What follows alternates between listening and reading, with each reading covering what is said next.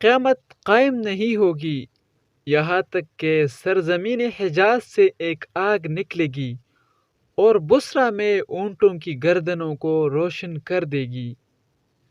یہ حدیث اس بات پر دلالت کرتی ہے کہ سرزمین حجاز سے آگ کا ظاہر ہونا قیامت کی ایک علامت ہے۔ ارض حجاز سے وہ عظیم آگ ظاہر ہو چکی ہے جس سے بصرہ ملک شام کے شہر حوران کے اونٹوں کے گردنیں روشن ہو گئی تھی۔ کہا جاتا ہے کہ یہ آگ 3 ماہ تک رہی اور یہ اس قدر شدید تھی کہ مدینہ کی خواتین اس کی روشنی میں سوت کاتا کرتی تھی۔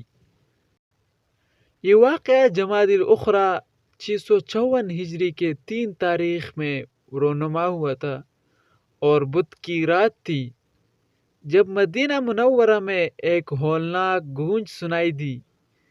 اس کے بعد زلزلہ آیا۔ یہ سلسلہ بدھ کی رات سے لے کر جمعے کے دن تک جاری رہا۔ پھر اس کے بعد ایک عظیم آگ مدینہ کے مقام حرہ جو بنی قریظہ کے قریب تھا وہاں سے ظاہر ہوئی۔ یہ آگ ہمیں مدینہ میں اپنے گھروں میں بیٹھے نظر آ رہی تھی۔ ہمیں یوں محسوس ہوا کہ یہ ہمارے قریب ہی موجود ہے۔ مدینہ کی وادیاں آگ سے بھر گئی تھی جیسے پانی بہتا ہے۔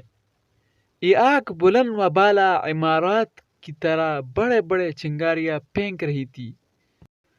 ایسا محسوس ہونے لگا کہ پہاڑیاں آگ بن کر بہتی چلی جا رہی ہے اور پھر اس کے شعلے اس قدر بلند ہو گئے کہ آگ کا ایک پہاڑ نظر آنے لگا اور آگ کے شرارے ہر 4 طرف فضاؤں میں اڑنے لگے، یہاں تک کہ اس آگ کی روشنی میں مکہ مکرمہ سے نظر آنے لگی، اور بہت سے لوگوں نے شہر بصرہ میں رات کو اسی آگ کی روشنی میں اونٹوں کی گردنیں کو دیکھ لیا۔ اہل مدینہ آگ کے اس ہولناک منظر سے لرزہ براندام ہوئے اور حضور اقدس صلی اللہ علیہ وسلم کے روضہ اقدس کے پاس پناہ لینے کے لیے مجتمع ہو گئے۔ 1 ماہ سے زائد عرصہ تک یہ آگ جلتی رہی اور پھر خود بخود رفتہ رفتہ اس طرح بجھ گئی کہ اس کا کوئی نشان بھی باقی نہیں رہا۔ بعض روایت میں ہے کہ ایک آگ نکلے گی جو لوگوں کو میدان محشر کی طرف ہانگ لے جائے گی، مگر آج جس آگ کا ذکر کیا گیا ہے وہ اس کے علاوہ ہے، جس کا ظہور قیامت سے متصل پہلے ہوگا، وہ الگ آگ ہے۔